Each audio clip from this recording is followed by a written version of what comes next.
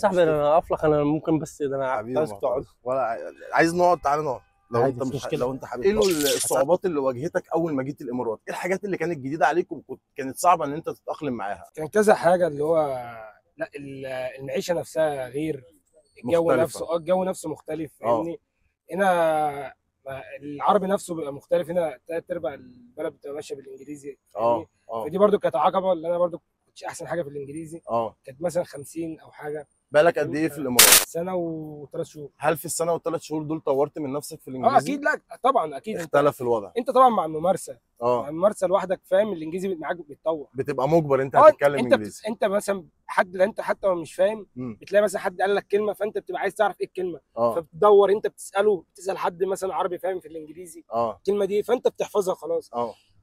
مع الاستمرار بقى، اللي هو الكلمه كذا كلمه بتيجي في دماغك او بتسمعها انت بتعرفها، فاهمني، فتلاقي نفسك اه انت اوريدي بتتكلم انجليزي ايه لوحدك. الصعوبات اللي واجهتك اول ما جيت هنا؟ الحاجات اللي كانت صعب تتاقلم معاها؟ التأقلم كانت بالنسبة لي أول فترة اللي هي السكن.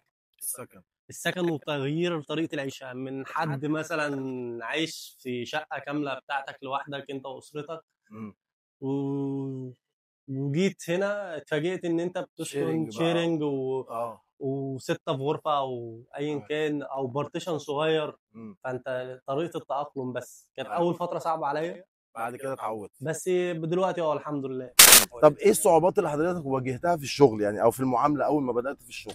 ايه الصعوبات اللي واجهتك في الامارات اول ما جيت؟ اللغة اللغه. هنا يعني لازم الإنجليزي 100%. لازم يكون معاك شهادة عالية. اه عندك خبرات في كذا مجال. اه هنا التنافسات في كل المجالات، تنافسات عالية جدا في اه. دبي. المنافسه كبيره. طبعا. يعني عندك الانجليش مهم. طبعا ده 100% طب هنا. لو حد معهوش انجليش او الانجليش بتاعه ضعيف، حضرتك تنصحه ان هو يجي ولا بلاش؟ والله هو يجي ويتوكل على الله، وكل واحد له رزقه. انزل يعني دبي يعني. اول مرتب ليك قبضته هنا في الامارات صرفته في ايه؟ جبت موبايل على طول كده على طول موبايل؟ كده. طيب ايه النصيحه اللي كان نفسك حد يقدمها لك قبل ما تيجي؟ النصيحه الاولى والاخيره يعني خليك مع ربنا يعني. طيب ايه النصيحه اللي حضرتك كنت تتمنى حد ينصحها لك قبل ما تيجي؟ والله النصيحة، حافظ على قرشك أول ما تيجي. يعني. ايه بقى الحاجات اللي الناس المفروض تطور من نفسها قبل ما تيجي، تطور نفسها فيها قبل ما تيجي بحيث ان هي تلاقي شغل اكتر؟ بص انا مش بنصح الناس تيجي الامارات بس او تسيب مصر وتيجي الامارات بس. انت ممكن اصلا تروح السعوديه، ممكن تروح قطر لو مفتوحه يعني. بالظبط. بس عامه لو الشاب او حد مثلا قرر لو يجي الامارات، اهم حاجه يكون معاه اللغه بتاعته الانجليزي. الانجليزي مهم. لازم ده مهم قوي على فكره، بس مهم ده في جدا. دبي ولا في الامارات كلها؟ هو انا اللي انا لاحظته بصراحه اللي هو في دبي اكتر. في دبي بس اكتر. عامه يعني انت حتى في الامارات كلها انت معاك جنسيات